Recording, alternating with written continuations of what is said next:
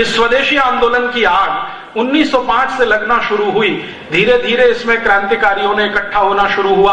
आप सोचो, 3 बड़े नेताओं ने फैसला लिया कि हमें यह आंदोलन पूरे भारत में फैलाना है 1905 में, और 1911 तक आते आते इन 3 नेताओं के पास 1,24,00,000 कार्यकर्ताओं की फौज थी, मात्र 6 साल में। आप जरा कल्पना करिए, 1905 के हमारे देश के नेता गांव-गांव जाते थे तो उनके पास जाने के लिए मोटर गाड़ियां नहीं थी। 1905 के हमारे नेता बड़ी बड़ी सभाएं करते थे तो बोलने के लिए उनके पास माइक नहीं था। 1905 के हमारे भारत के नेता गांव-गांव जाते थे तो जाने के लिए एक ही साधन था, बैलगाड़ी या तो पैदल। तो बैलगाड़ियों पर, पैदल चलकर या टट्टुओं पर माने घोड़ों पर बैठकर, यही उनके प्रवास का तरीका होता था। माइक होता नहीं था, सैकड़ों लोगों की सभाएं में संबोधन करना पड़ता था, सवेरे से शाम तक। लोकमान्य तिलक की पर्सनल डायरी मैंने पढ़ी तो पता चला एक एक दिन में 8-8, 10-10 सभाएं करनी पड़ती। एक एक सभा में 1-1 घंटे, 1.5 घंटे बोलना पड़ता था। और इन तीनों नेताओं ने बिना थके गांव-गांव ये काम शुरू किया। 6 साल की इनकी मेहनत का परिणाम निकला कि पूरे भारत में स्वदेशी आंदोलन में 1,24,00,000 कार्यकर्ता इकट्ठे हो गए। फिर इन्होंने तय किया कि अब कार्यकर्ताओं की संख्या बहुत है तो अब अंग्रेजी सरकार को झुकाया जाए और इनके सामने कोई ताकत का प्रदर्शन किया जाए। तो अंग्रेजी सरकार के अधिकारी कर्जन को इन्होंने नोटिस दिया, तीनों ने संयुक्त रूप से, और उस नोटिस में लिखा कि या तो आप बंगाल का बंटवारा वापस करो और नहीं तो हम आपके खिलाफ असहयोग, सत्याग्रह और बगावत करेंगे और आपकी सरकार को चलने नहीं देंगे। कर्जन ने अपने अधिकारियों को भेजा बात करने के लिए, तो इन तीनों नेताओं ने अधिकारियों को कहा कि हमारे पास एक सबसे बड़ी ताकत है कि 1,24,00,000 कार्यकर्ता हैं, ये आपके खिलाफ बगावत करते हुए जेल जाएंगे। अंग्रेजों के पास जेल की कुल संख्या 17,000 है। इस 17,000 जेलों में कुल रह सकने वालों की ताकत अगर गिन लिया जाए तो 1.5 लाख से ज्यादा नहीं रह सकते।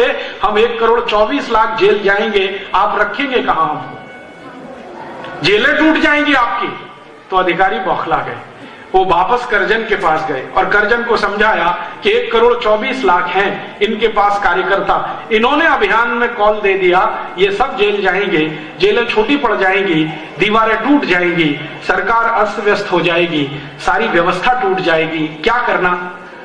तो कर्जन ने तुरंत टेलीग्राम किया ब्रिटिश पार्लियामेंट को। ब्रिटिश पार्लियामेंट से वापस टेलीग्राम आया कि जो तीनों नेता कह रहे हैं उनकी बात मान लो और सरेंडर कर दो। तब कर्जन ने तीनों को सम्मानपूर्वक कलकत्ता बुलाया और उसमें उनके साथ एक समझौता किया।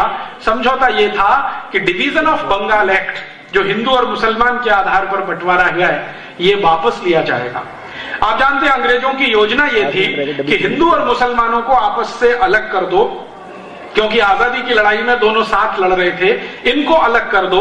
तो उन्होंने एक बंगाल बना दिया पूर्वी बंगाल, जिसको आज का आप बांग्लादेश कहते हैं, एक बना दिया पश्चिमी बंगाल, जिसको आज का हम भारत का पश्चिमी बंगाल कहते हैं।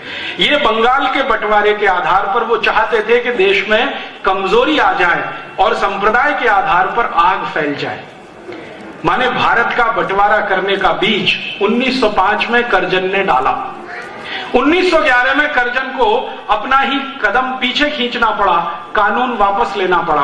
कानून जैसे ही वापस आया, पूरे भारत में खुशी की लहर दौड़ गई और भारतवासियों में एक आत्मविश्वास आया कि हम अंग्रेज सरकार को झुका सकते हैं और उसको सरेंडर करा सकते हैं, बनिस्बत कि हम एक रहें। तो उसी दिन से अंग्रेज सरकार रात दिन योजना बनाती रही कि कैसे भारतवासियों को तोड़ा जाए और कैसे भारतवासियों को फिर से अलग किया जाए। और उसी तोड़ने और अलग करने का नतीजा यह था कि अंग्रेजों की सरकार ने भारत के अंदर एक ऐसा आदमी खोजा जो उनके इस काम को आसान करे, और उस आदमी का नाम था मोहम्मद अली जिन्ना। मोहम्मद अली जिन्ना लंदन में पढ़ रहा था उस समय। कॉलेज उनका था हैरिस कॉलेज, वहां पर वो पढ़ाई करता था। पढ़ाई करते समय उनकी नजर पड़ी, अंग्रेजों ने तय कर लिया कि इस आदमी को हम भारत में मुस्लिम लीडर के रूप में प्रमोट करेंगे और इसकी मदद से अपनी नीतियों को भारत में लागू कराएंगे।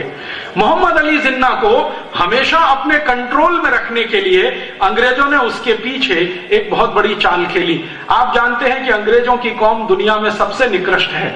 कभी भी कानूनी काम करना हो, उससे भी कई गुना नीचे गिरकर गैर कानूनी काम भी वो कर सकते हैं।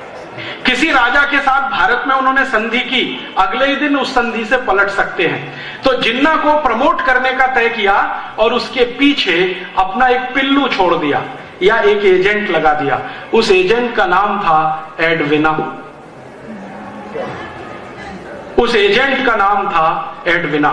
बाद में यही एडविना माउंटबेटन की पत्नी बनाई गई।